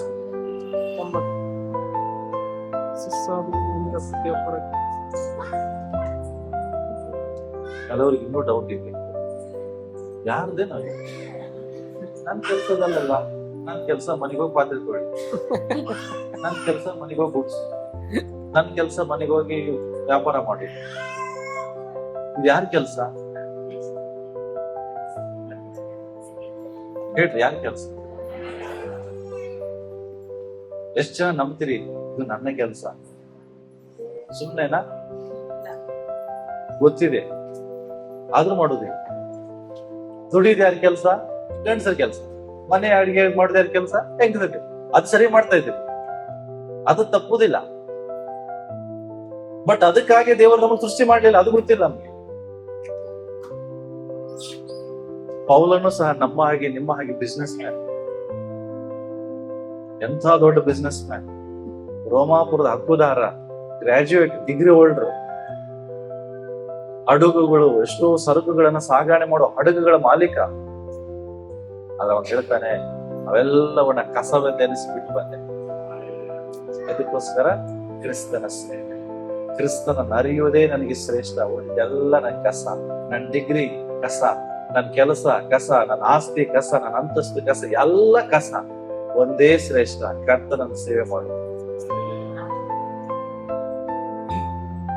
ನಿಮ್ಗೆ ಗೊತ್ತಿಲ್ಲ ಪ್ರಿಯರೇ, ಇಡೀ ಜಗತ್ತಿನಲ್ಲಿ white collar job, top class job ಯಾವ್ದಂದ್ರೆ ಕರ್ತನ ಸೇವೆ ಮಾಡು. ದೇವರು ಯಾರಿಗೂ ಹೇಳಿಲ್ಲ ಇನ್ಫೋಸಿಸ್ ಅಲ್ಲಿ ಕೆಲಸ ಮಾಡೋರ ಪಾದ ಎಷ್ಟೋ ಚಂದ ಅಂತ ಹೇಳಿದ. IAS ಆಫೀಸರ್ಗಳ ಪಾದಗಳು ಎಷ್ಟೋ ಚಂದ ಹೇಳಿದ. ಮುಖ್ಯಮಂತ್ರಿ ಆದ್ರೆ ಅವನ ಪಾದಗಳು ಎಷ್ಟೋ ಚಂದ, ಪ್ರಧಾನ ಮಂತ್ರಿ ಆದ್ರೆ ಅವಳ ಪಾದಗಳು ಎಷ್ಟೋ ಚಂದ ಹೇಳಿದ್ರ. ಯಾರ್ದು ಪಾದ ಚಂದ? ನಿಮ್ ಪಾದ ನೋಡ್ಕೊಡ್ರಿ ಹೆಂಗಿದೆ ನೋಡ್ರಿ. ಸುವಾರ್ತೆ ಸಾರೋರ್ ಪಾದನ ಅಥವಾ ಕೆಲಸ ಮಾಡೋರ್ ಪಾದ? ಸುವಾರ್ತೆ ಸಾರುವನ ಪಾದವು ಇಷ್ಟು ಚಂದ ಆಗಿರ್ಬೇಕಾದ್ರೆ ಅವ್ನ ಮುಖ ಎಷ್ಟು ಚಂದ ಆಗಿದೆ ಅರ್ಥ ಮಾಡ್ಕೊಡ್ರಿ. ಇಮ್ಯಾಜಿನ್ ಮಾಡ್ರಿ, ದೇವ್ರು ಬರೀ ಪಾದವು ಎಷ್ಟೋ ಚಂದ ಅಂದ್ರೆ ಅವನ ಮುಖ ಇನ್ನೆಷ್ಟು ಚಂದ ಆಗ್ತದೆ, ಅವನ ಶರೀರ ಎಷ್ಟು ಚಂದ ಆಗ್ತದೆ, ಪಾದನ ಎಷ್ಟು ಚಂದ. ಸುವಾರ್ತೆ ಸಾರುವನ ಪಾದ ಆಕ್ಚುಲಿ ಯಾಕಿದೆ ಹೇಳಿದ್ರೆ ಗೊತ್ತಾ? ಪೌಲ ಸುವಾರ್ತೆ ಸಾರ್ತಾ ಸಾರ್ತಾ ದಿನ ರಾತ್ರಿ ಮಲಗಿದಾಗ ಎಲ್ಲ ಕಾಲುಗಳಲ್ಲಿ ಬಿರುಕು, ನಡೆದು ನಡೆದು ನಡೆದು ಸೇವೆ ಮಾಡುವಾಗ ಪಾದದಲ್ಲಿ ಗುಳ್ಳೆಗಳು, ಹುಣ್ಣುಗಳು, ಜನರಿಗೆ ನೋಡ್ಲಿಕ್ಕೆ ಆಗುದಿಲ್ಲ, ಅವನ ಕಾಲ ಅವನಿಗೆ ನೋಡ್ಲಿಕ್ಕೆ ಆಗುದಿಲ್ಲ. ಕರ್ತನ ಹೇಳ್ತಾನೆ, ಮಗನೇ ನಿನ್ನ ಪಾದ ಸುವಾರ್ತೆ ಸಾರು ಸುಮ್ಮನೆ ಅಲ್ರಿ.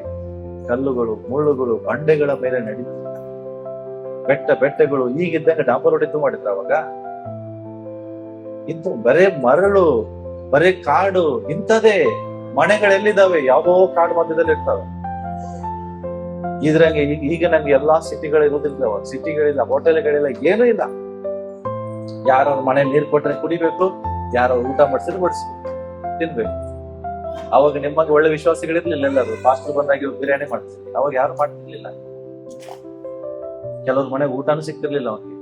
ಅದೇ ಹೇಳ್ತಾನ ಅವ, ಎಷ್ಟೋ ದಿನಗಳು ಹಸಿವೆ. ಯಾಕೆ ಅಡಿಗೆ ಮಾಡ್ಕೊಳ್ಬೇಕಂದ್ರೆ ಅವ್ನ ಮನೇನೇ ಇಲ್ಲಲ್ಲ ಪಾಪ. ಯಾರೋ ಹೋದ್ರೆ ಅವ್ನ ಮನೇಲಿ ಉಳ್ಕೊತಿದ್ದ, ಯಾರಾದ್ರೂ ಸ್ವಲ್ಪ ಕೊಟ್ರೆ ತಿಂತಿದ್ದ ಅಷ್ಟೇ. ಅವನಿಗೆ ಹೆಂಡತಿ ಇಲ್ಲ, ಮಕ್ಕಳಿಲ್ಲ, ಅಪ್ಪ ಅಮ್ಮ ಇಲ್ಲ, ಜೊತೆಗೆ ಯಾರು ಇಲ್ಲ ಅಡಿಗೆ ಮಾಡಾಕವ್ರು. ಇಮ್ಯಾಜಿನ್ ಮಾಡಿದ್ರೆ ಬರ್ ಸೇವೆ ಅಂದಿದೆ ಅಷ್ಟೇ ಮಾಡ್ಬೇಡ್ರಿ. ಅವ್ನ್ ಪ್ರಯಾಣ ಮಾಡುವಾಗ ಹೆಂಗೆ ಮಾಡಿರ್ಬೋದು? ಜೇಬಲ್ ಹಣ ಇರ್ತಿರ್ಲಿಲ್ಲ. ಅವನು ಹೇಳ್ತಾನೆ, ಇನ್ನೊಬ್ಬರ ಮೇಲೆ ಭಾರ ಆಗ್ಬಾರ್ದಂತೆ ನಾನೇ ಏನ್ ಮಾಡ್ತಿದ್ದೆ, ಅಲ್ಲೆಲ್ಲಿ ಹೋದಲ್ಲಿ ಕೆಲ್ಸಕ್ಕೆ ಹೋಗ್ತಿದ್ದ, ಕೂಲಿ ಕೆಲ್ಸ. ಈಗ ಒಂದ್ ವಾರ ಬಂದ್ ಅಂತ್ಯೋಕ್ಯಕ್ಕೆ ಅಲ್ಲೊಂದ್ ವಾರ ಕೆಲಸ ಮಾಡ್ತಿದ್ದ. ಕೆಲಸ ಮಾಡ್ತಾನೆ ಸ್ವಲ್ಪ ದುಡ್ಡು ಹಣ ಗಳಿಸಿ ಮತ್ತೆ ಅದನ್ನ ಊಟಕ್ಕೆ ಬಡಿಸ್ಬಿಟ್ಟು ತಿಂತ ಮತ್ ಸ್ವಾರ್ಥ ಅಂತಿದ್ದ. ಅವ್ನು ಹೇಳ್ತಾನೆ, ಯಾರ ಮೇಲಿನ ಭಾರವಾಗಿರುತ್ತೆ ಈ ಸ್ವಂತ ಕೈಗಳ ದುಡ್ಡು. ಪೌಲ, ಅದಕ್ಕೆ ದೇವರು ಪೌಲನಿಗೆ ಎಂತ ಸ್ಥಾನ ಇಟ್ಟಿದ್ದಾನೆ. ಪರಲೋಕಕ್ಕೆ ಬಂದಲ್ಲಿ ಸಾಮಾನ್ಯವಾದ ಸ್ಥಾನ ಇಲ್ಲ. ನೀವು ಅನ್ಕೊಂಡಿರ್ಬೋದು ನಮಗೂ ಕೂಡ ದೇವರೇ ಏನಂತ ಸುಮ್ಮನೆ ಸಿಗೋದಿಲ್ಲ ಪರಲೋಕ. ಅಮ್ಮ ಆನಂದ್ ಬ್ರದರ್ ಹೇಳಿದ್ರಲ್ಲ, ಗೇಟಲ್ಲಿ ಕಸ ಹುಡಿ ಕೆಲಸ ಸಿಕ್ಕರು ಸಾಕು. ಅದು ಪರಲೋಕದಲ್ಲಿ ಪೌಲನಿಗಿರುವಂತ ಸ್ಥಾನ ಮಾನ ನೀವು ಹೋದ್ಮೇಲೆ ಗೊತ್ತಾಗ್ತದೆ. ಎಂತ ಸ್ಥಾನ ಇಟ್ಟಿರೋದು ದೇವರು. ಕರ್ತನ ಸಿಂಹಾಸನದ ಮುಂದೆ ಪೌಲ ಕೂತಿರ್ತಾನೆ. ಕರ್ತನ ಸಿಂಹಾಸನ ರಕ್ತ ಸಾಕ್ಷಿದೆ. ಅವನ ಸೀಟೆ ಬೇರೆ ಪರಲೋಕದಲ್ಲಿ. ಯಾರೆಲ್ಲ ಅವನನ್ನು ಕಲ್ಲೆಸಿದ್ರು, ಯಾರೆಲ್ಲ ಅವನ ಮುಖಕ್ಕೆ ಹೋಗಿದ್ರು, ಯಾರೆಲ್ಲ ಇದ್ ಮಾಡ್ರು, ಎಲ್ಲರೂ ಗುಲಾಮರಾಗಿರ್ತಾರೆ. ಎಲ್ಲ ನರಕದಲ್ಲಿ ಇರ್ತಾರೆ. ಆ ಪೌಲು ಸಿಂಹಾಸನದಲ್ಲಿ ಕೂತಿದ್ದನ್ನು ನೋಡ್ತಾರೆ. ಸೇವೆ, ಆತನ ಸೇವೆ. ಆತನ ಹೇಳ್ತಾನೆ, ಕರ್ತನ ಸೇವೆ ಸುವಾರ್ತೆಗೆ ನಾನೇನಾಗಿದ್ದೇನೆ, ಸೇವಕನಾಗಿ. ಅಪೊಸ್ತಲರ ಕೃತ್ಯ 20 ಹೇಳ್ತಾನೆ, ನಾನು ನನ್ನ ಪ್ರಾಣವನ್ನು ಉಳಿಸಿಕೊಳ್ಳುವುದೇ ಶ್ರೇಷ್ಠವೆಂದು ನಾನೆನಿಸುವುದು. ಏನ್ ಹೇಳ್ತಾನೆ? ನೋ, ನಮಗೇನ್ ಶ್ರೇಷ್ಠ? ಪ್ರಾಣ ಉಳಿದ್ರೆ ಸಾಕ್ರಿ. ಬಟ್ ಅವನಿಗೆ ಪ್ರಾಣ ಉಳಿಸ್ಕೊಳ್ಳೋದು ಶ್ರೇಷ್ಠ ಅಲ್ಲ. ಅವರು ಹತ್ತು ಅವ್ನ್ ಹೇಳ್ತಾರೆ, ನೀನು ಹೋಗ್ಬೇಡ ಯೆರೂಸಲೇಮಿಗೆ, ನೀನು ಹೋದ್ರೆ ಸಾಯಿಸ್ತಾರೆ, ನೀನಲ್ಲಿ ಹೋಗ್ಬೇಡ ಅಂತೇಳಿ ಅವನ ಬಗ್ಗೆ ಪ್ರವಾದನೆ ಆಗ್ತದೆ. ಅದಕ್ಕಾಗಿ ಶಿಷ್ಯರು ತಡಿತಾರ ಅವನನ್ನ, ಹೋಗ್ಬೇಡ್ರಿ, ಹೋಗ್ಬೇಡ ಅಂತಾರ. ಅವ್ನು ಹೇಳ್ತಾನೆ, ಏನು ಹೋದ್ರಿ? ಹಾ ಹಾ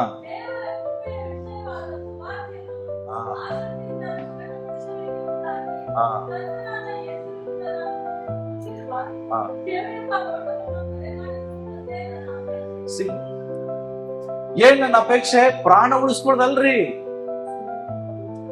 ಸುವಾರ್ತೆ ಸಾರೋಣ ಎಂಬ ಓಟವನ್ನ ಕಡೆಗಾಣಿಸುವುದೇ ನನ್ನ ಶ್ರೇಷ್ಠ. ಸಾಯಿಸಲ್ರಿ.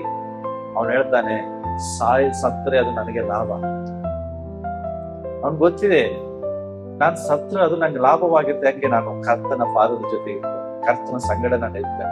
ಕಷ್ಟ ತೀರ್ತು, ಹಸಿವೆ ತೀರ್ತು, ಬಾಯಾರಿಕೆ ತೀರ್ತು. ಯಾಕೆ? ಕರ್ತನ ಸಮ್ಮುಖದಲ್ಲಿ ಪರಲೋಕದಲ್ಲಿ ಹಸಿವೆ ಇಲ್ಲ, ನಿದ್ರೆ ಇಲ್ಲ, ದಾಹ ಇಲ್ಲ, ಕಣ್ಣೀರಿಲ್ಲ, ಚಿಂತೆ ಇಲ್ಲ, ದುಃಖ ಇಲ್ಲ. ಅದು ಇವೆಲ್ಲವನ್ನ ಇಲ್ಲಿ ಪಡ್ತಾ ಇದ್ದಾನ.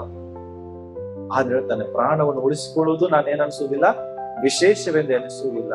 ರೋಮಾಪುರ 1 ಹೇಳ್ರಿ, ಆತನ ಮಗನ ಸುವಾರ್ತೆಯನ್ನು ಸಾರುತ್ತಾ ಆತನನ್ನೇ ನನ್ನ ಆತ್ಮದಲ್ಲಿ ಆರಾಧಿಸುವನಾಗಿದೆ. ಬೇರೆ ಯಾವ ಕೆಲಸ ನಂಗಿಲ್ಲ ಅಂತ. ನನಗಿರೋದು ಒಂದೇ ಕೆಲಸ. ಏನ್ ಹೇಳ್ರಿ? ಅವ್ನು ರೋಮಾಪುರದಲ್ಲಿ ಕುತ್ಕೊಂಡು ಹೇಳ್ತಾ ಇದ್ದಾನೆ, ಇದನ್ನ 3ನೇ ಜರ್ನಿ ಆದ್ಮೇಲೆ ಲಾಸ್ಟ್ ಎಲ್ಲಾ ಜರ್ನಿ ಮುಗಿಸಿ ಅಲ್ಲಿ ಕುತ್ಕೊಂಡು ಅವ್ನು ಹೇಳ್ತಾನೆ, ನನಗೆ ಬೇರೆ ಯಾವ ಕೆಲಸ ಇಲ್ಲ ನೋಡ್ರಿ, ಒಂದೇ ಕೆಲಸ ನನಗೆ. ಏನ್ ಹೇಳ್ರಿ? ಸುವಾರ್ತೆ ಸಾರೋದು, ದೇವರನ್ನ ಆರಾಧನೆ ಮಾಡೋದು. ಸುವಾರ್ತೆ ಸಾರೋದು, ದೇವರ, ಇದೊಂದೇ ಮಾಡ್ತಾ ನನ್ನ ಜೀವಿತವನ್ನ ಕಳೀತಾ ಇದ್ದೆ. ಅದೇ ಹೇಳ್ತದಲ್ಲ, ಆತನ ಮಗನ ಸುವಾರ್ತೆಯನ್ನು ಸಾರುತ್ತಾ ಆತನನ್ನ ನನ್ನ ಆತ್ಮದಲ್ಲಿ ಆರಾಧಿಸುತ್ತಾ ಇದ್ದೇನೆ. ಅಷ್ಟೇ ನನ್ನ ಜೀವಿತ. ಬೇರೆ ಯಾವ ಡ್ಯೂಟಿ ನಾನು ಮಾಡ್ತಾ ಇದ್ದೀನಿ. ನನಗೆ ಬೇಕಾಗಿದ್ದಂತ ದೇವ್ರು ನನಗೆ ಕೊಡ್ತಾ ಇದ್ದ. ಇವತ್ತು ನಾವೇನ್ ಮಾಡ್ತೇವೆ? ಇದನ್ನ ಮಾಡೋದೇ ಇದು ಇಲ್ಲೇ ನಮ್ಮ ಲೈಫಲ್ಲಿ. ಬೇರೆ ಇದು ಬಿಟ್ಟು ಎಲ್ಲವೂ ನಮ್ಮ ಲೈಫಲ್ಲಿ ಇದೆಲ್ಲ ಇದೆ. ನಾನು ಹೇಳ್ತೇನೆ, ನಮ್ಮನ್ನು ದೇವರು ಆರಿಸಿಕೊಂಡು ಸಭೆ ಕರೆದು ನಿಲ್ಲಿಸಿದಾನಂದ್ರೆ ಯಾಕೆ? ನಾವು ಆತನ ಬಗ್ಗೆ ಇನ್ನೊಬ್ಬರಿಗೆ ತಿಳಿಸ್ಬೇಕು. ಬಾಳಿದೆ ಹೇಳುದು ರೋಮಪುರ 1:15-16 ಓದ್ರಿ. ಹೀಗಿರುವುದರಿಂದ ರೋಮಾಪುರದಲ್ಲಿರುವ ನಿಮಗೆ ಸಹ ಸುವಾರ್ತೆಯನ್ನು ಸಾರುವುದಕ್ಕೂ ನಾನಂತೂ ಸಿದ್ಧವಾಗಿದ್ದೇನೆ. ಸುವಾರ್ತೆ ವಿಷಯದಲ್ಲಿ ನಾನು ಸುವಾರ್ತೆ ಹೇಳ್ರಿ ಅಷ್ಟೇ, ನಾಚಿಕೆ.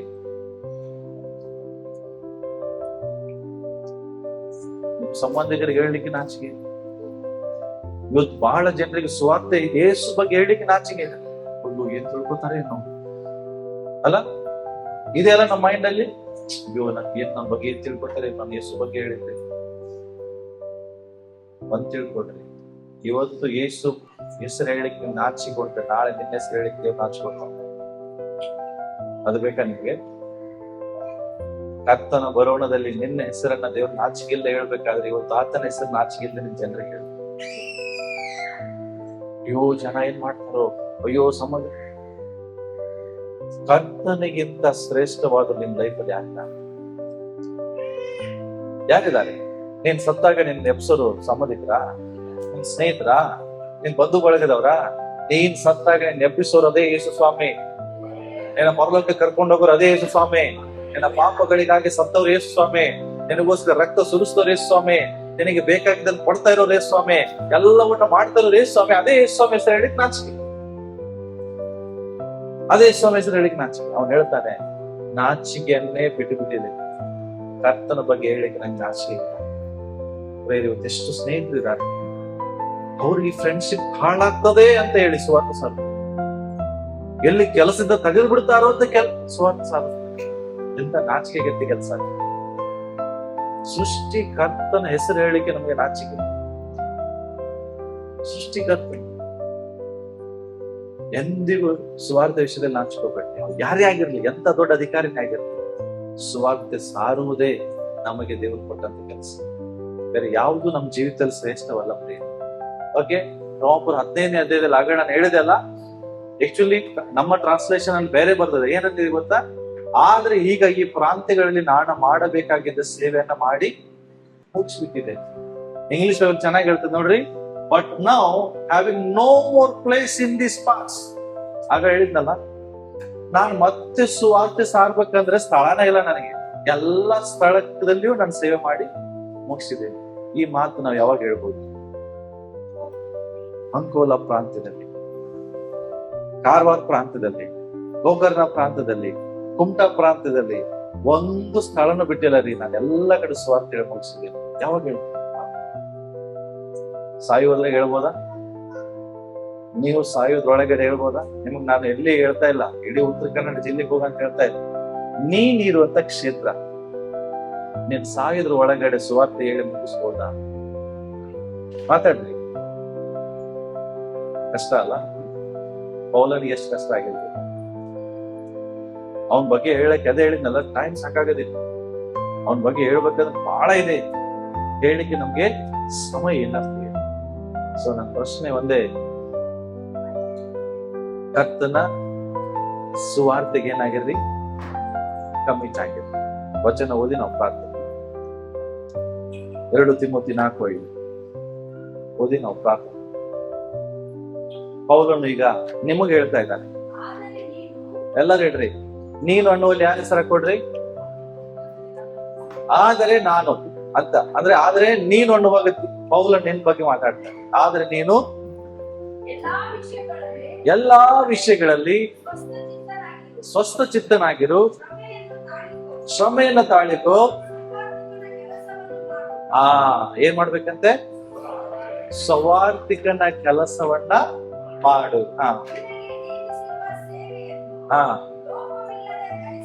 ಎಸ್, ಇದನ್ನ ಇವತ್ತು ಪೌಲನ ಕರೆ ನಮಗೆ ಬರ್ತಾ ಇದೆ.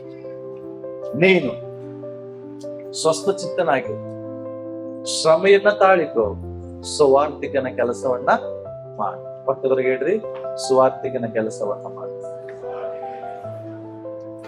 ಇದು ಪೌಲನಿಂದ ಬಂದ ಕರೆ ಅಲ್ಲ, ದೇವರಿಂದ ಕೂಡ ಬಂದ ಕರೆ. ಹೋದ್ರಿ ಎಲ್ಲರೂ ಮಾರ್ಕ್ 16:15. ಮಾರ್ಕ್ 16:15 ಏನ್ ಹೇಳ್ತದೆ?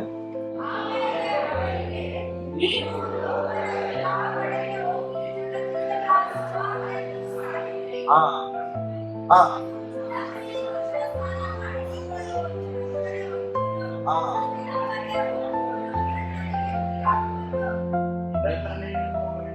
ಹಾ ಸಾಕ್ ಸಾಕ್. ಇದು ಕರ್ತನು ನಿಮಗೆ ಕೊಟ್ಟಂತ ಮಹಾ ಆಜ್ಞೆ. ಏನು? ಈಗ ಹೊರಟೋಗ್ರಿ, ಲೋಕದ ಎಲ್ಲಾ ಜನರಿಗೆ ಏನ್ ಮಾಡ್ರಿ? ಸುವಾರ್ತೆಯನ್ನ ಸಾರ್ರಿ, ನಂಬಿದವರಿಗೆ ದೀಕ್ಷಾಸ್ನಾನವನ್ನ ಮಾಡಿಸ್ರಿ. ಹಲೋ, ನಿಮ್ಮ ಕೆಲಸ ಏನು? ಸುವಾರ್ತೆ ಸಾರು. ಯಾರು ನಂಬ್ತಾರೆ ಅವ್ರಿಗೆ ದೀಕ್ಷಾಸ್ನಾನ ಕೊಡ್ಸಿ, ನಂಬದೇ ಇರೋರು ಬಿಟ್ಟು ಬಿಟ್ರೆ ಅವ್ರ ಬಗ್ಗೆ ಚಿಂತೆ. ಬಟ್ ನಿಮ್ ಕೆಲಸ ಏನು? ನಿಮ್ ಕೆಲಸ ಏನು? ಹೇಳ್ರಿ, ಯೇಸು ನಂಬೋಕ್ಕಿಂತ ಮುಂಚೆ ನನ್ನ ಜೀವಿತ ಹಿಂಗಿತ್ತು, ಆದ್ರೆ ಒಬ್ಬರ ಮೂಲಕ ಯೇಸುವನ್ನ ಕಂಡುಕೊಂಡೆ, ಈಗ ನನ್ನ ಜೀವಿತ ಹೀಗೆ. ಇಷ್ಟೇ. ಇದನ್ನ ಜನರಿಗೆ ಹೇಳ್ರಿ. ನಂಬೋದು ಬಿಡುದು ಅವ್ರು. ನಿನ್ನ ಕೆಲಸ ನೀನ್ ಮಾಡು. ನಿನ್ನ ಮೂಲಕ ಒಂದು ಆತ್ಮ ರಕ್ಷಣೆ ಹೊಂದಿ ಪರಲೋಕಕ್ಕೆ ಹೋದ್ರೆ ಅದಕ್ಕೆ ಬರಬೇಕಾದ ಪ್ರತಿಫಲ ದೇವರು ಕೇಳೋದು ಈ ಲೆಕ್ಕ. ಎಷ್ಟು ಆತ್ಮಗಳ ಆದಾಯ ಮಾಡಿ, ಎಷ್ಟು ಜನರಿಗೆ ಸುವಾರ್ತೆಯನ್ನು ಸಾಗಲಿ. ನೀನೊಬ್ಬನೇ ಪರಲೋಕದಲ್ಲಿ ಇದ್ದು ಅಂತ ನಿನಗೆ ಗೊತ್ತಿದ್ದು ಎಲ್ಲರ ಸಹಜ ನರಕದಲ್ಲಿ ಇರುವುದು ದೇವರು ಬಯಸುವುದಿಲ್ಲ. ಒಬ್ಬನು ನಾಶವಾಗಬಾರ್ದು. ಏನ್ರಿ? ಅದೇ ಯೋಹಾನ 3:16. ಒಬ್ಬರು ನಾಶವಾಗದೆ ಎಲ್ಲರೂ ನಿತ್ಯ ಜೀವನ. ಇದು ದೇವರ ಪ್ರೀತಿ. ಅದಕ್ಕೋಸ್ಕರ, ಅದೇ ಉದ್ದೇಶಕ್ಕೋಸ್ಕರ ದೇವರು ತಾನೊಬ್ಬನೇ ಮಕ್ಕಳನ್ನ ಕಳಿಸಿದ. ಅರ್ಥ ಆಗ್ತದೆ? ಪೌಲನ್ನು ನಾವು ತಿಳ್ಕೊಂಡ್ಮೇಲೆ ಸುಮ್ಮನೆ ಕೂತ್ಕೊಂಡ್ರೆ ಅರ್ಥ ಇಲ್ಲ. ಇವತ್ತಿಂದ ಅದಕ್ಕಾಗಿ ನಾವು ಪ್ರಾರ್ಥನೆ ಮಾಡಿ